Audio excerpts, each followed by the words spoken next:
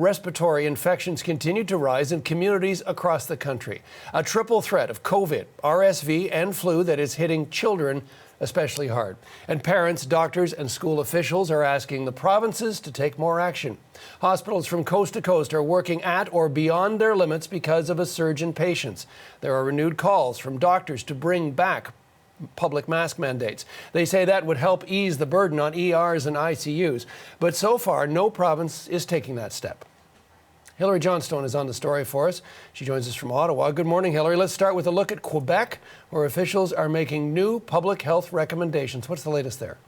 Good morning, John. Well, those officials in Quebec are strongly recommending the use of masks. They are not going so far as to mandate them. They are also not extending that recommendation to wear masks to situations such as schools and daycares. This is all despite the fact that children's hospitals throughout the province are seeing that huge influx in pediatric patients who are seeking care. We've heard from some doctors at some children's hospitals in Montreal, for example, who say that their ERs right now are the busiest that they've ever seen throughout their entire careers. So yesterday, we heard from some of those top public health officials in the province describing what we're seeing right now as a spicy cocktail of viruses. You have COVID-19, of course, but then you also have influenza and you have RSV as well. But officials saying they will not be mandating masks at this point. Here's a little bit of what we heard from Quebec's Director of Public Health.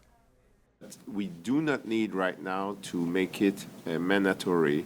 It's something that is that needs to be considered really delicately, because you put a pressure on citizens, and with other measures that should accompany that. We are not at that point. I think that we could manage to get through this with the recommendations that have been said by the minister, and with that in mind, I think we'll get through.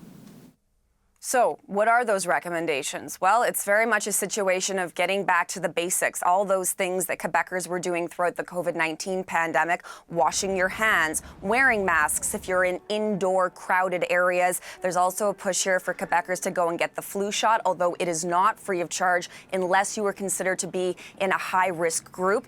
We've also heard from officials in the province saying that, if you want to have a holiday party this year, to make sure that you are going and getting vaccinated, especially those COVID booster shots. Yet, Hilary, we're hearing different messaging from provinces like BC and Alberta. What's the story there? Right. So let's start with the situation in Alberta, where there will not be a mask mandate in that province at this point. Of course, we're seeing high levels of absences of children from schools right now. So there has been a push to try and perhaps bring in masks within various school boards. So that is something that we're still waiting to sort of see how all of that plays out, because just like other provinces, you're seeing a lot of kids in ERs in Alberta right now. If we take a look at British Columbia, the top public health official in that province, Dr. Bonnie Henry, also not going so far as to bring in a mask mandate at this point. Here's what we heard from her. We're not seeing the same picture yet here in BC, though we're continuing to watch.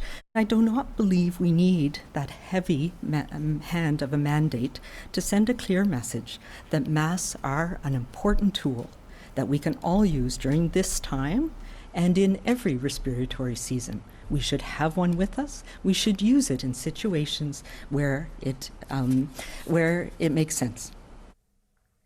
So referencing there the situation in other provinces, in particular Ontario, where we know that some of the wait times in children's ERs right now are very, very long. You could be waiting 12 hours to be admitted, possibly 24 hours to actually get a hospital bed. And what we're hearing from officials in BC is maybe not at that point yet, like what you're seeing in Ontario, but the wait times are increasing, which to them suggests or signals that things are getting worse. So here's what we heard from one family doctor.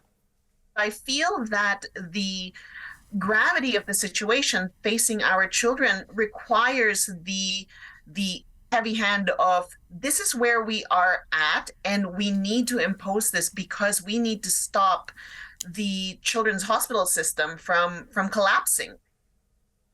So some very concerning situations, of course, John, in various provinces across the country right now. Well, hospitals are dealing with not only those lingering effects of COVID-19, but influenza. Of course, there has been an epidemic declared by the Public Health Agency of Canada, but also RSV as well, particularly in some of those youngest Canadians. Hilary, thanks for this. Hilary Johnstone. live in Ottawa.